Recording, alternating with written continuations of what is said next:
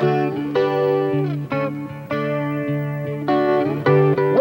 to the June edition of the Coffee House, where in the next hour, to vaccinate or not, on In Sickness and in Health, two perspectives on whether vaccines are really an ounce of prevention.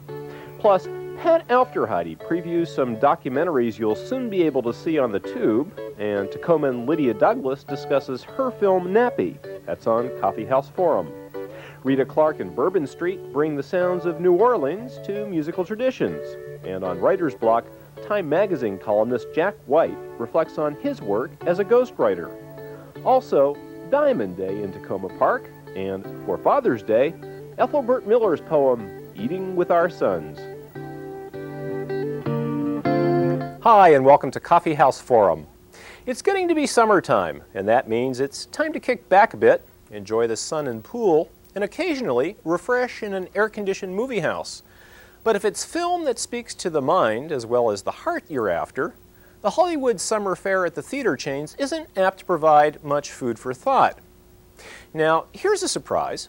TV may be your answer. Of course, you'll have to be quite selective, so we turn to our film maven, Pat Aufderheide, for some guidance. Documentary. That was always the D word for filmmakers. They knew it was box office poison. But these days, partly thanks to camcorders and to cable TV, there are more documentaries to see than ever before. It's a great time to be watching what we now call real-life television. I don't think there's a better place to watch it in the summer than on a public TV series called P.O.V. P.O.V. stands for Point of View. It's maybe the premier showcase for first-person grassroots video storytelling, sort of reports from the front lines of modern life. And I guess you can't get any more front line than this season's opener about one couple's infertility treatment. At the beginning of June, it's called Baby, It's You.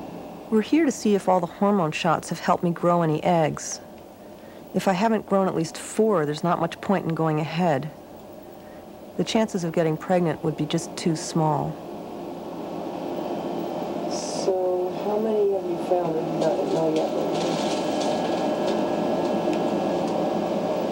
1, 2, 3, 4. I'm going to remeasure them. 21. You might be ready. Really? Yeah, how about that? Looking at the baby drama from a decidedly different perspective is a show at the end of June called Kelly Loves Tony.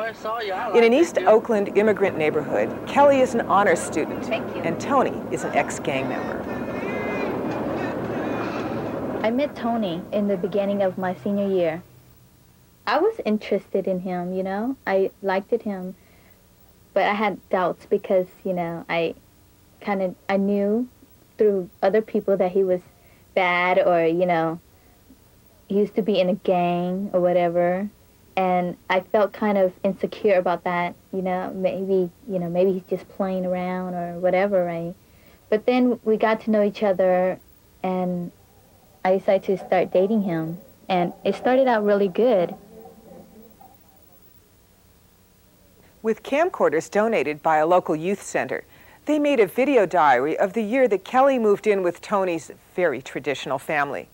It's pretty awkward, but undeniably authentic. And then there's the band, my personal favorite. A divorced dad wants to be part of his 15-year-old son's growing up, so he decides to hang out with the kids' marching band for a whole school year. It's gonna be that long. How did you hear all year? Oh my God! Who brought him here? What's it for? What's it for? What's it for? Doing a film about the band. Not about you guys. About the band? Yeah. Hey, man. David, if I get in trouble, Would I get you in trouble? fucked, okay? So the name of the group gonna be Band Thugs and Harmony, right? Yeah. Okay. All right. Oh, like he wants it to be like Kids. You know? Like that movie Kids. You never saw that movie? Kids with all the kids. In the movie called Kids, about the kids. There's another story here as well. Danny had an older brother who died at 9 years old. So this is also about coming to terms with a child not growing up.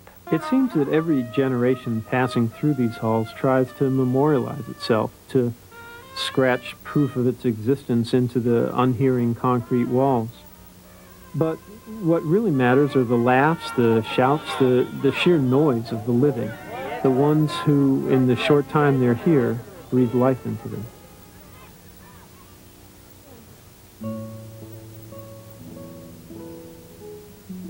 That spring, I had a dream about Michael. He was a teenager, and I was very excited because he could finally tell me what he would have been like had he lived. But he just turned to me and smiled sweetly and said, "I'm not."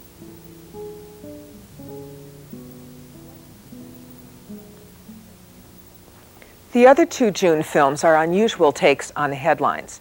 Tobacco Blues profiles family farmers who grow tobacco. Most of them would love to quit, but they can't. In License to Kill, murderers of gay men explain to a gay filmmaker why they did what they did. And in July and August, the first-person stories take on everything from Barbie dolls to racism. The P.O.V. series will be on local public TV stations. But as for when, you're going to have to check the listings. Good luck. Good viewing.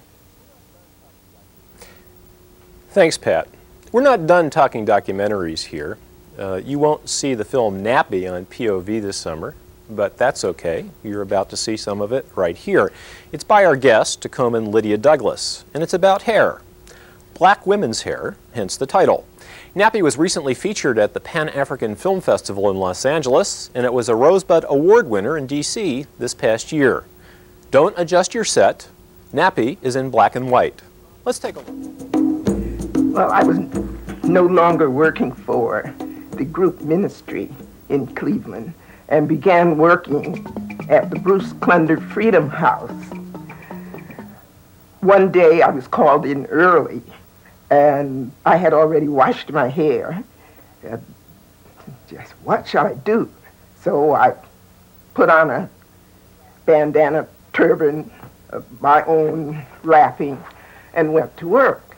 I stayed late that night. I could not do my hair again because I was there so late. I was not able to do it the next morning. So finally I said, oh, what am I going to do? I've got to do my hair. And then it came to me, what do you mean got to? Who says so?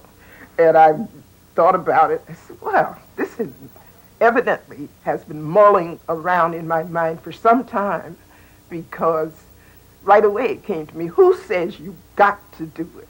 And I decided I did not have to. And that was it. From then on, I did not straighten my hair, press my hair, whatever you want to call it, with the metal combs that we had been using. That was in 1964.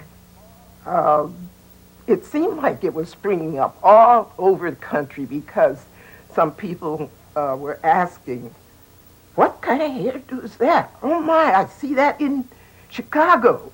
And someone else said they had seen it in California.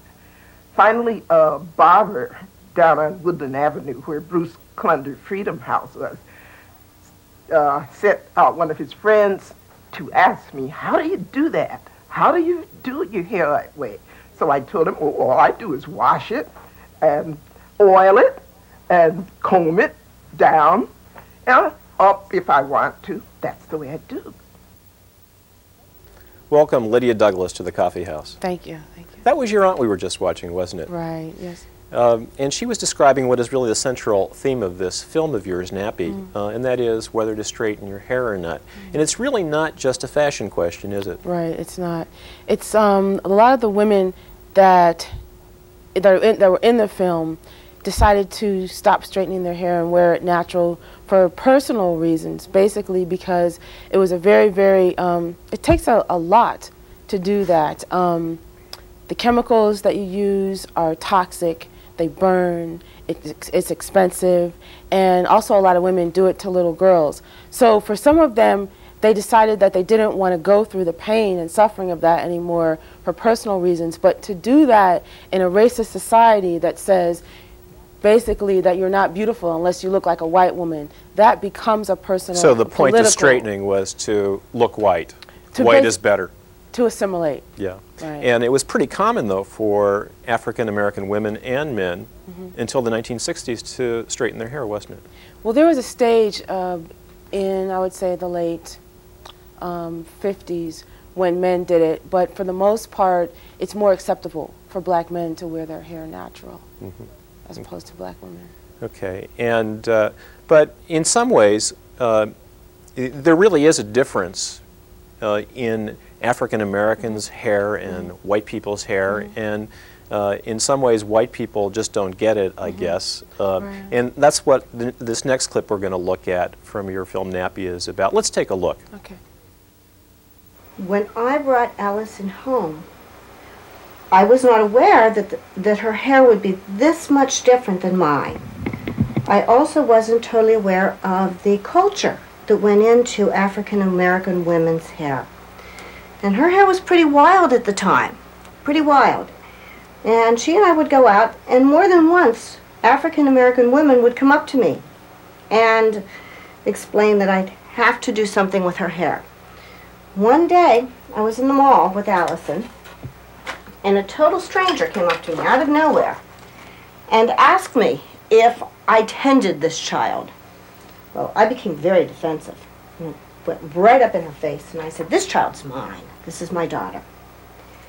She said, "That's cool. You just have to learn to do her hair."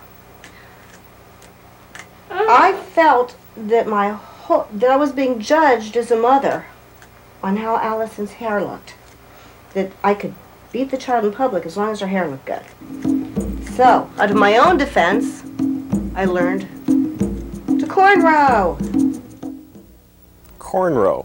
When I think of cornrows, I think of Latrell Sprewell and Allen Iverson, the bad guys of National Basketball Association of Pro Basketball, or at least that's what the media image is.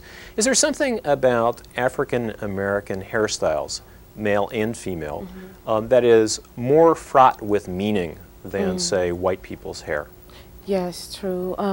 And not just African Americans, all Africans in general, whether they're on this continent or the Caribbean or Central America, have a history and a tradition of cornrowing hair, twisting hair, wrapping hair, and just doing things to their hair and to each other's hair that really goes back to Africa, to our culture from thousands and thousands of years ago.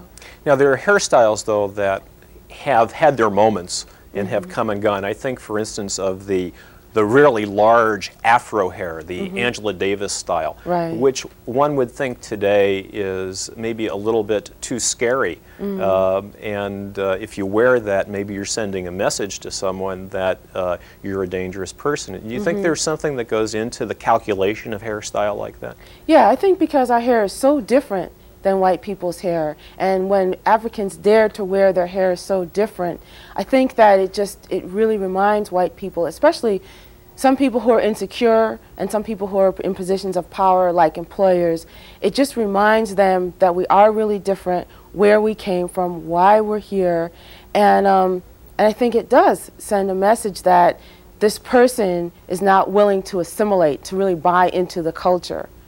And one of the reasons that you're here tonight, I know, is because you want more people to find out about this film, and you're trying to raise a little bit of money to do that. Right. There's two projects that I have to raise money for. One is to turn the film into a print, and that's the standard print that you see in theaters, and that's because I want to send it to larger scale film festivals, and it got accepted to a festival in New York, so I have to make it into a print. The other thing is to distribute the video, the film in video form to women in prisons, shelters, and little girls and rites of passage organizations. And we have information about how to get in touch with you, and if we could show that on the screen, I think that would be really helpful. I guess if you were to, what's your next project? My next project is a documentary. It's on Candida albicans, which is basically it's like having a yeast infection in your digestive tract. And the reason that I'm doing a documentary on that is because the medical profession refuses to acknowledge it as an illness. And I've had it since I was a little girl. So I've been struggling for the last 10 years to get rid of it. And I just want to bring that information to the public as well. Great. Thanks, Lydia Douglas, for joining us in the Coffee House. I'm Mark Cohen, and this has been Coffee House Forum.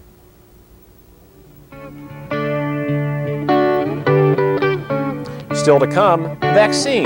Does the antidote cause the disease? An Ethelbert Miller poem, the Nolans sounds of Rita Clarke and Bourbon Street, and the art of ghostwriting with Time Magazine's Jack White. But first, Diamond Day in Takoma Park.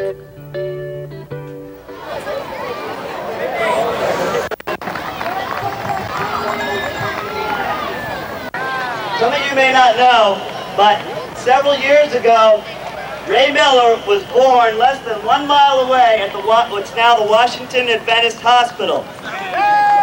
This is his original home, and please join me in one more Takoma cheer, and as the ball is going up, everybody say, welcome home.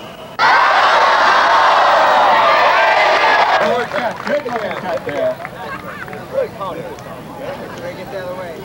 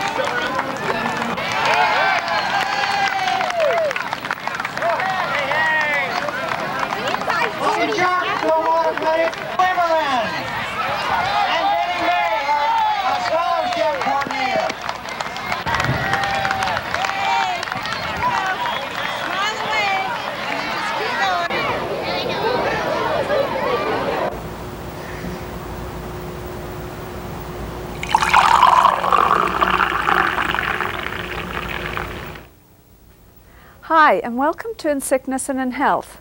The invention of vaccines has certainly been a lifesaver, and probably hardly anyone viewing this program has not had several vaccinations along the way. Today, children in the US, from birth to 12 years old, are routinely vaccinated against 10 diseases, and adults may take tetanus boosters or flu shots or some other vaccines, but not all vaccinations have proven as safe as we'd like. Some have actually caused the disease they were meant to prevent, or led to brain damage or even death in very rare cases. And some researchers question the long-term wisdom of inoculating people so much that their immune systems may not develop properly. Here to discuss safety in vaccinations is Dr. Regina Rabinovich, Chief of Clinical Studies at the National Institute of Allergy and Infectious Diseases, and Mr. John Salamone, President and founder of Informed Parents Against Vaccine-Associated Paralytic Polio. Welcome to the Coffee House. First out, I know that you've spent a lot of your career working on vaccines. Can you say the enormous benefit that they've proven for people over the last couple of decades especially? Oh, certainly. It has been very much good news for children. Vaccines, as they are used now, prevent diseases that once were common causes of childhood death. So much, in fact, that parents today don't have the fear of the diseases that they used to have even 30 or 40 years ago. There are some cons, though. You've had your own personal experience with your son developing polio from the actual vaccine. It's very rare, isn't it? But still, certainly no one it's wants rare. And I would first agree with Dr. Rabinovich that certainly the good that vaccines have done throughout the world certainly outweighs any negatives. Now what we have is a situation in the case of the polio vaccine where there's actual choices involved. And in fact, recently, effective January of last year, the Centers for Disease Control actually recommended that there be a new schedule, the first change in about 30 years in the polio vaccine schedule. And this new schedule puts a greater reliance on a safer, inactivated polio vaccine. The traditional vaccine that's been used for children and adults over the past decades has been the oral polio vaccine, or the drops, the sugar cubes we may remember when we were children. Unfortunately, what happens is that every year a very small number of children, including unfortunately my son David, who's now 8 years old, actually contract polio from that live virus vaccine. So in recognition of that, the CDC, realizing that for the last 20 years the only cases of polio in the United States have come solely from the oral polio vaccine, have decided it's probably time for us to make a change and to start to depend on a safer vaccine that's just as effective. And that's about 8 to 10 cases a year from the vaccine? 8 to 10 reported cases every year, and I might point out that those cases, many of those families I'm familiar with have been misdiagnosed because not many doctors are accustomed to seeing polio cases anymore, and they're oftentimes called something else. And many people are not aware that there are 2 different polio vaccines. They just think there's one.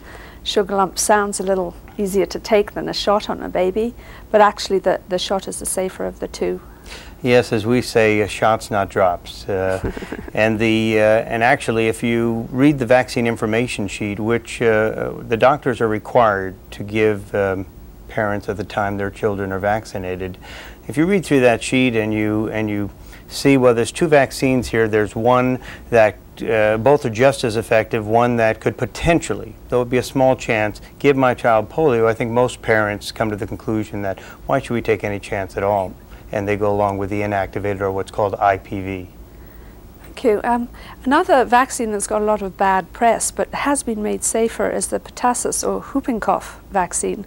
Perhaps you'd like to explain a little bit about how quite recently it has been made safer. Well, the new vaccines, the acellular pertussis vaccines, were licensed over the last several years for use in infants.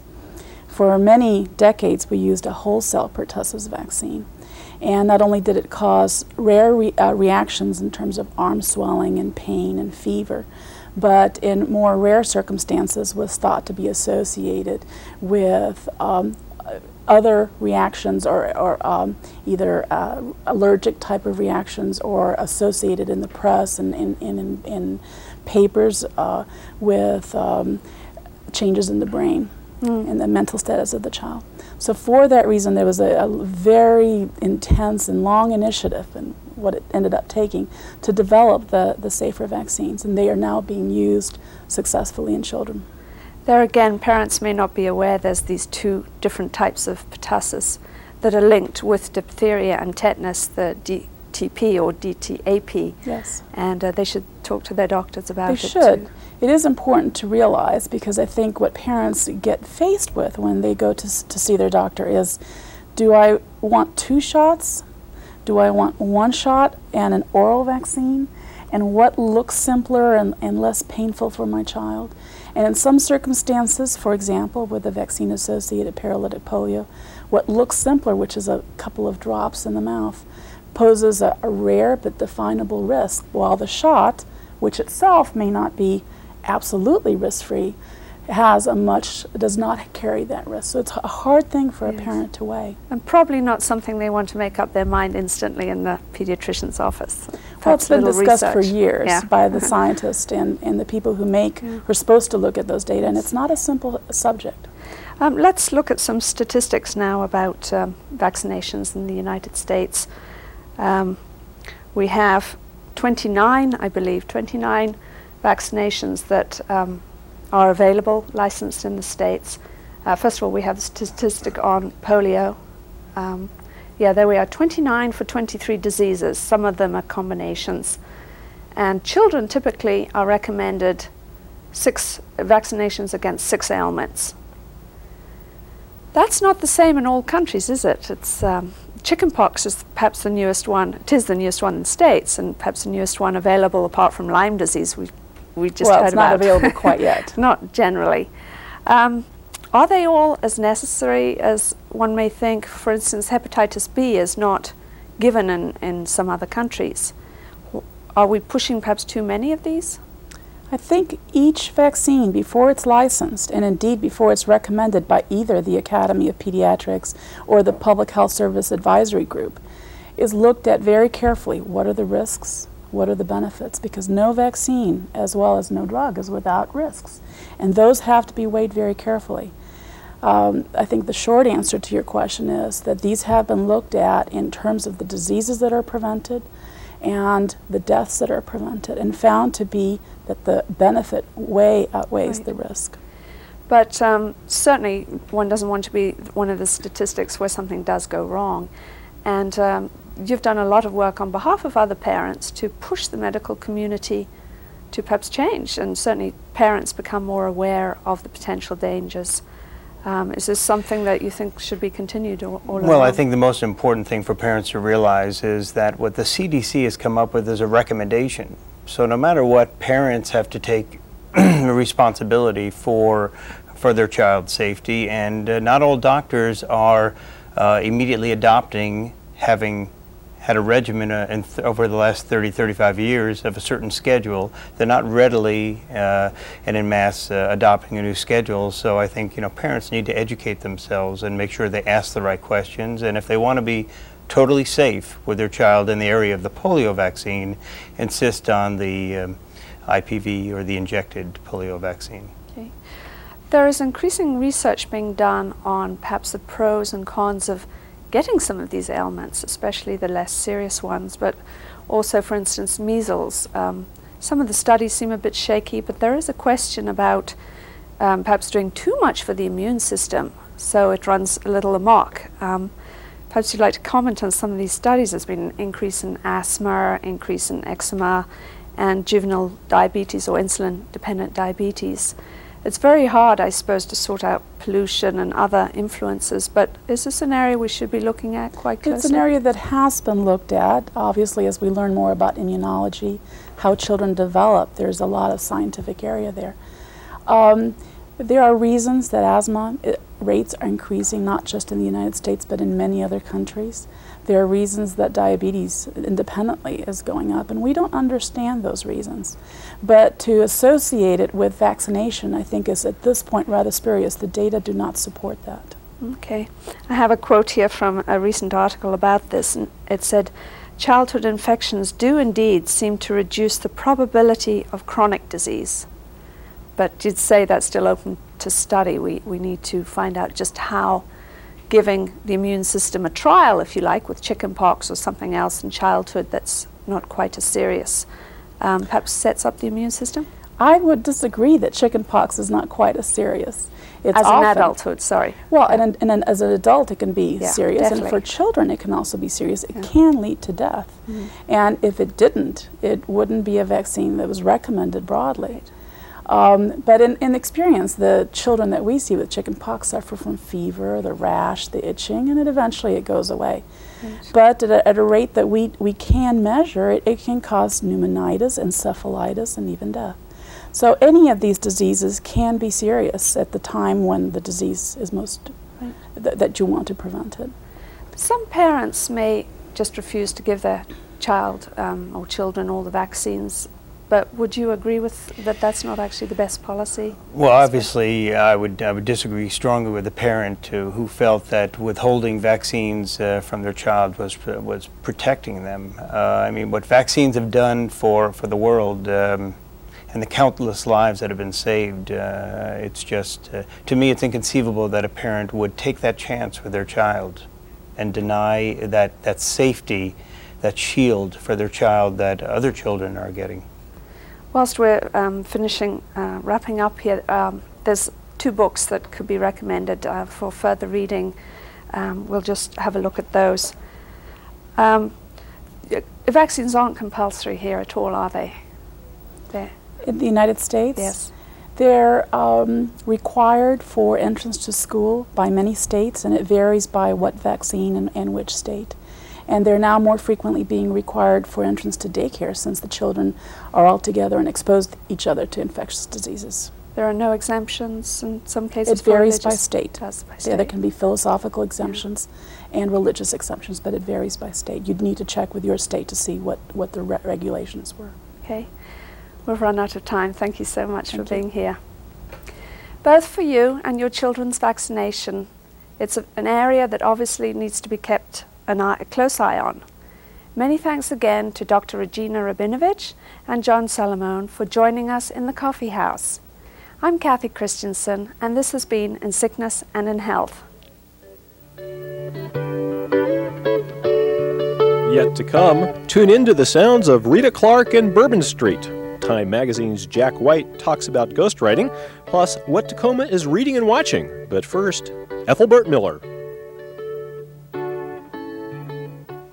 Eating with our sons, sitting at the kitchen table, your hand holding your head. You realize you have become your father, and your son looks at you wondering how long you will live. You pass the salt and pepper, two things you should have given up like love before it destroyed your heart. Your son likes spicy foods, and you think about the women who will cook for him and leave a taste of loneliness in his mouth.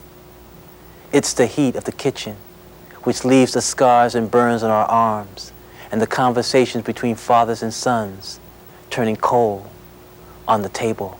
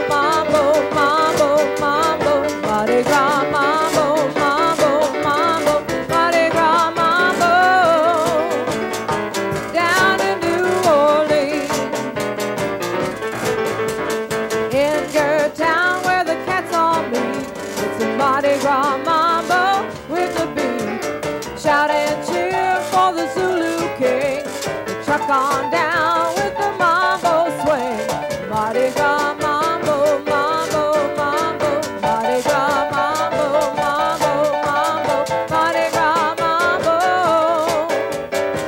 down in New Orleans,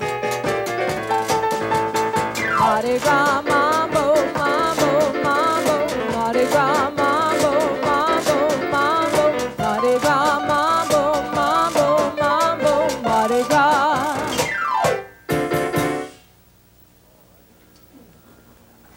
Well, all right, crew of renegades. Welcome, welcome. Thanks, Dave. Good to be here. Man, good sound. this is the trio version of Crew of Renegades. Yes, we are, minus a guitar player and bass player, John Montgomery on guitar and Leo Aspiras on bass. Wow. Can you clear up the difference? Well, first let me say hello to everyone. This is the Musical Traditions segment of Takoma Coffee House.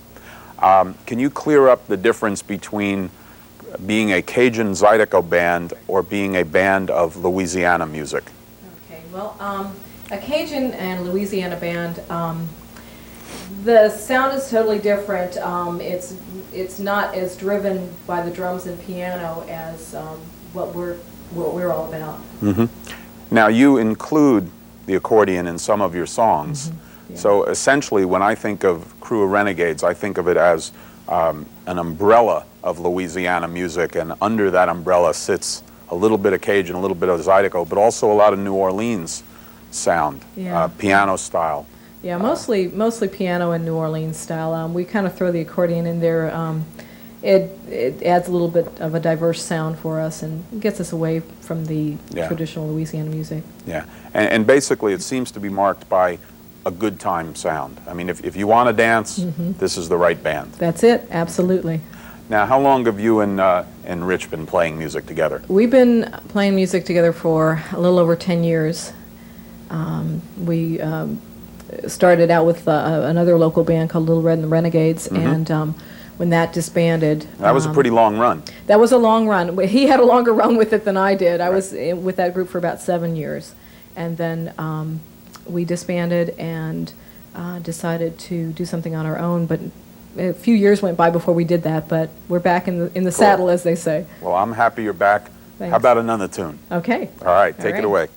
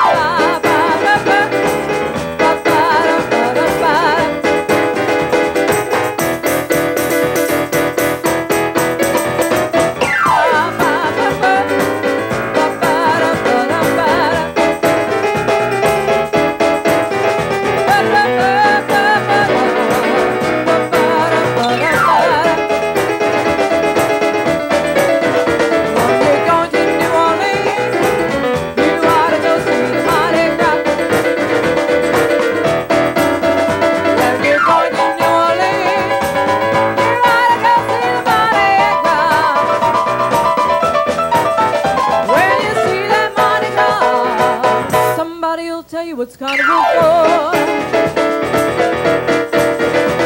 Your ticket in your hand when you want to go to New Orleans. Get your ticket in your hand when you want to go to New Orleans. When you get to New Orleans, I'm sure you'll see that Zulu gang.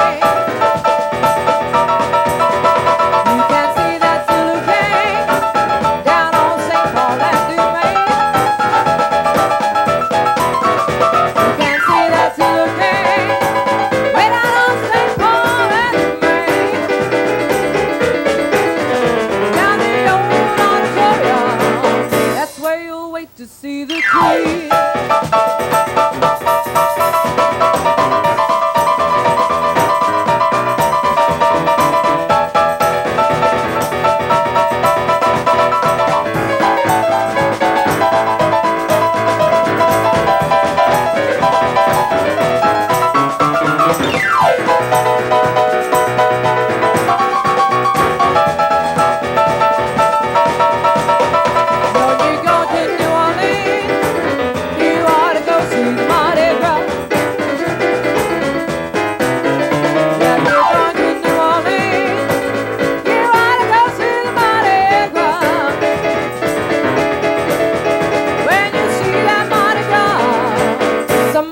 I'll tell you what's carnival for. Ba-ba-ba-ba-ba-ba. Ba-ba-da-ba-da-ba-da.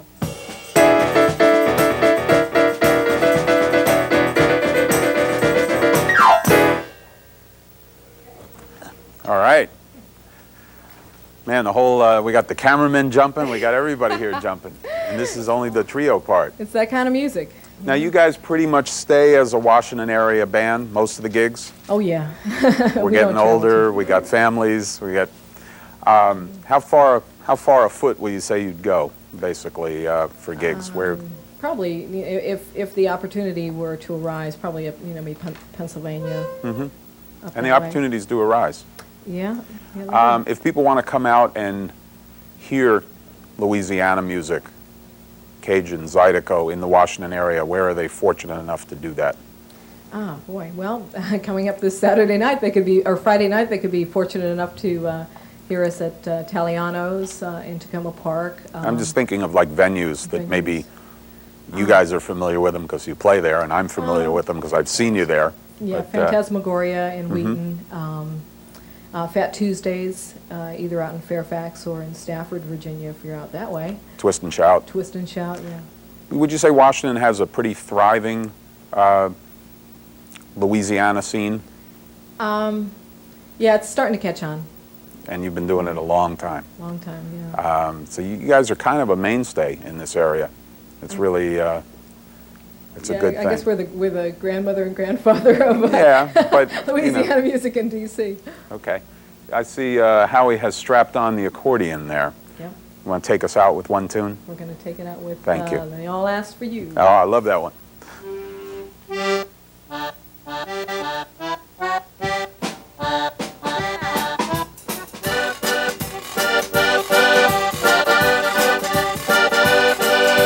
Went on down to the Audubon Zoo, and they all asked for you.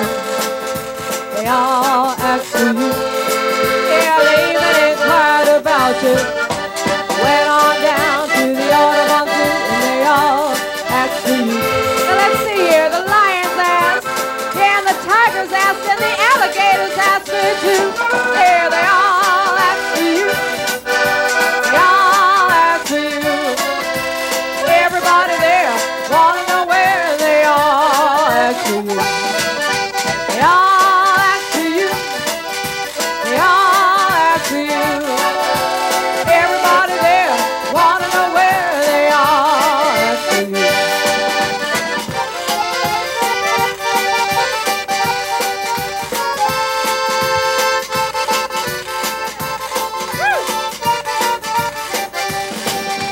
Went on down to the deep blue sea, and they all asked for you. They all asked for you. Yeah, they even inquired about you. Went on down to the deep blue sea, and they all asked for you. Yeah, you know the sharks asked, and the whales asked, and even them little tiny minnows asked me too. Yeah, they all asked for you. They all asked for you. Everybody there wanna know where they all asked for you. They all asked for you. They all asked for you. Everybody there wanna know where they all asked for you.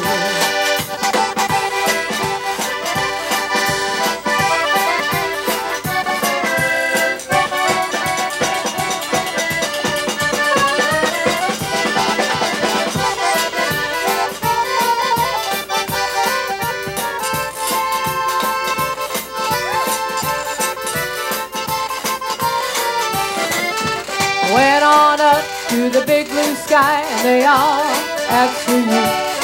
Yeah, they all asked for you.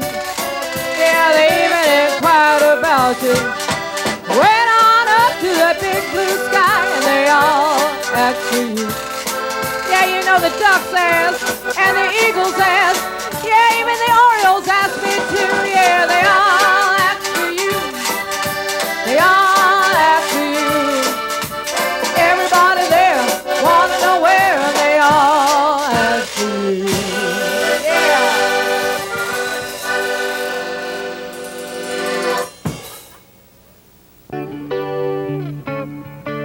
Just ahead, Time Magazine's Jack White joins Lisa Page on Writer's Block.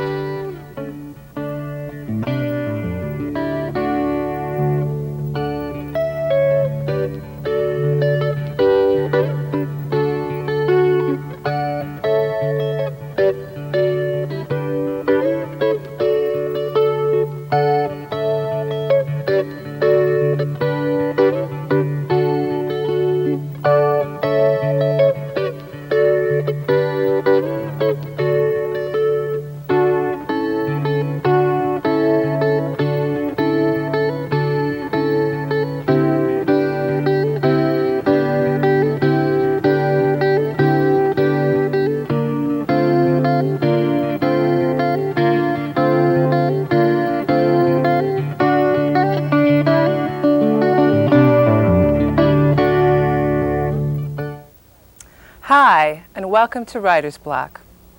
Sexual harassment is a big topic in corporate America these days. So is the matter of race. The notorious Texaco case is a glaring example. White Texaco executives were recorded making negative comments about their black employees. One of those black employees sued the corporation. Her book, Roberts versus Texaco, A True Story of Race and Corporate America, by Barry Ellen Roberts, was written in collaboration with Jack E. White, who is my guest tonight. Jack White is a columnist for Time magazine. He is also the former Chicago bureau chief of Time and a veteran journalist. Thanks for joining us tonight, Jack. It's a real pleasure to be here, Lisa. Now, tell us a little bit about this case to set it up for. But the case became notorious in America right before the presidential election in 1996, when a story appeared front page in the New York Times concerning these racial epithets that had been used by Texaco executives about black employees at the company. They had been secretly recorded by a Texaco executive who became angry at the company himself for other reasons and gave them to the lawyers for Barry Ellen Roberts, the co-author with me of this book. Mm-hmm. She and a number of other Texaco black employees had brought suit for racial discrimination a couple of years prior.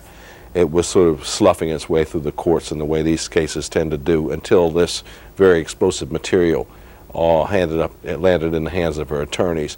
When the story got on the front page of the Times, Texaco was greatly embarrassed by it, and in a matter of days moved to settle this case for a record sum in a racial discrimination case, a whopping $176.1 million. That's the largest sum by many multiples that's ever been paid out in a case like this. And the other notable thing about the case was not only was there a huge financial settlement, but Texaco also agreed to a number of very far-reaching changes in the way that it employs and recruits and promotes minority employees. And this is, we think, could be a model, or maybe should be a model for the way corporate America deals with racial issues. Mm-hmm. The book that we produce is really the story of Barry Ellen Roberts, mm-hmm. who was the lead plaintiff in the case, the person who first decided to sue Texaco mm-hmm. for racial discrimination, and who, in conjunction with some lawyers, some of whom were from right here in Washington, D.C., mm-hmm. Was able to put together a class action suit that produces this historic result. And she came to you to write the book. Right after the case had been won, she decided that because she was one of the few people who had lived through a case like this, who had emerged successful, mm-hmm. Because usually these cases go on forever and ever and don't produce any kind of conclusive result, that she had a story that was worth sharing with other people. And I had written for Time, I had written a couple of stories, a column or two about this case, mm-hmm. Which she had seen, and she thought that I understood the story and was put together that I would work with her on producing it. And as I say, it ended up being her story, right. Much more so than the story of the case, mm-hmm. although the case plays a part. But this interests me, though, because it's the whole concept of ghostwriting and how you had to get to know her story, and then right. be able to reproduce her voice. Right. How did you go about? Well, it wasn't easy for me. Mm-hmm. And I was, I'm a columnist for Time, and I write first person, and I had but some people think a rather pronounced views and a strong voice myself. You, Jack? And so first thing was that I had to do was try to imagine myself. This book starts out when she's a baby. Uh-huh. I had to re-envision myself as a 50-year-old black male, as a 4-year-old black girl, born in Cincinnati. Because one of the incidents we talk about is that she was at 4 years old was sent packing off to walk to school 3 miles away. Yes, that was amazing. Through the busy streets of Cincinnati. It's one of the places it was one of the more touching anecdotes in the book. But it's from incidents like that she developed a kind of self-reliance and self-confidence that later played a role when the case itself began. But you know, in a way, it's almost impossible to describe the process in which you sort of recreate yourself as someone else. My wife says that you know, I spent the last year writing this book as a transvestite in a way, because I was pretending to be female. Did it feel like that to you? Actually, I never. It was not an uncomfortable process. It was almost in a way, you know, I could see some of these scenes. We spent a long time in interviews of my just getting her to tell her story, and a lot of times I would just ask her a question, and she would just talk for a long time, and I might just nudge her in certain directions to try to get more detail. But her story, she told so well that you could almost see it, you can almost imagine it, and that is almost cinematic in a way. That's some of the scenes, especially from her youth and childhood, before she grew up and became a person first at Chase Manhattan Bank and then other banks and insurance companies before going to work in Texaco. But these portions, they were almost cinematic. You can envision this little girl bobbing through the streets, reciting the Lord's Prayer to keep herself from becoming afraid as she crossed the busy intersections, all the rest of it. But I could see it, you know. Yeah, that's sort of that's the metaphor for the whole book too. She's crossing these streets. She's stepping over the borders that are in her way, and she certainly faces down adversity. Right. But it's an interesting process trying to be, or at least to understand events through the lens of somebody else's perception, somebody else is living through them. And you know, she gave me at one point a very strong compliment. She sent me a message one day after reading one passage that said, you know, when did you become me? And you know, there will be other times though when you know, be writing something and not feel sure of it, and I would just call her and ask her, just talk to me, just tell me about this over and over again, just to hear the language and her way of putting words together and all the rest of it. We really were trying very much to make this really an accurate reflection of her personality and her perceptions and of her way of speaking. So did you have to like erase yourself at times? Yeah. Completely? I mean, yeah. It wasn't necessary. It really was a case of trying to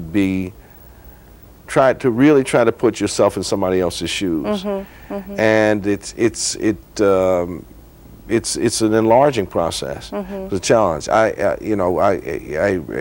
When I got through with this manuscript and I went back to writing for Time again, I had to take a little effort to get back to writing in my own voice, having tried to write in hers. I mean, obviously, it's not the same as her speaking voice because the written and vocal are different, but it was a serious attempt to capture her cadences, her style of speaking, and so on. I think we succeeded in doing that, and she was pleased, and she felt it was accurate reflection of her, and that was what I was striving for. Well, you must have felt that it stretched you as a writer too. Oh, absolutely. In the sense that it was almost in some cases, even though you had a factual story, and in some cases, you have this legal case when we get to that part of it in the book, where things are really delineated by transcripts and stuff. People don't have to recollect dialogue because, like for example, depositions are taken down by a court reporter, so it's all verbatim there. Right. But yeah, you have to somehow find a way to take that material and then repositioned it somehow so that it could emerge from an actual human being, you know, experience. And yeah, it was almost like writing a novel, but with the restraint of having these facts that were there. And you know, I'm like every other journalist in America. I always try to pretend that somewhere inside me there is a wonderful novel waiting to leap out. I've never managed to produce that. But this was good preparation because some of the same techniques that would be used in fiction were there. Well, and you tell so many stories. Well, the two of you tell so many stories about corporate America, about segregated America. Yeah. Well, the other thing about it is she really, I mean, she'd been likened by some people to being the Rosa Parks of corporate America. Rosa Parks being the black woman in Montgomery, Alabama, who refused to give up her seat on the segregated bus, and thereby set in motion the whole modern civil rights movement. She refused to be treated in a way that she felt was discriminatory. Right. She would not do that. One of the reasons we told all of this before, for her childhood and adolescence and so forth, was to help explain how a person becomes strong enough and sturdy enough and angry enough to want to react in the way that she did when she was discriminated against. And you do that very effectively. I mean, it's a real. You create the character, and then you understand how she got to this. Well, that's the other thing that was in which it was, and I don't know if she might get mad at me for saying this, but I'll say it anyway. The other way in which it was like fiction is because you really did have to create her as a character. Yes. I mean, if I had not, my understanding of her is based on lots and lots of conversations, lots and lots of questions, lots and lots of reading of those things. She had written some short stories herself, which I read, which were also helpful in understanding her character. But you fixed it was then once you imagine her as a certain person. Yes. And yes. Then you get there and you finish with it. So we are out of time. Are we really? Jack, that was quick, wasn't it? Yes, it was. Thanks to Jack White for stopping by the coffee house. I'm Lisa Page, and this has been Writer's Block. The June edition. See you next month in the coffee house.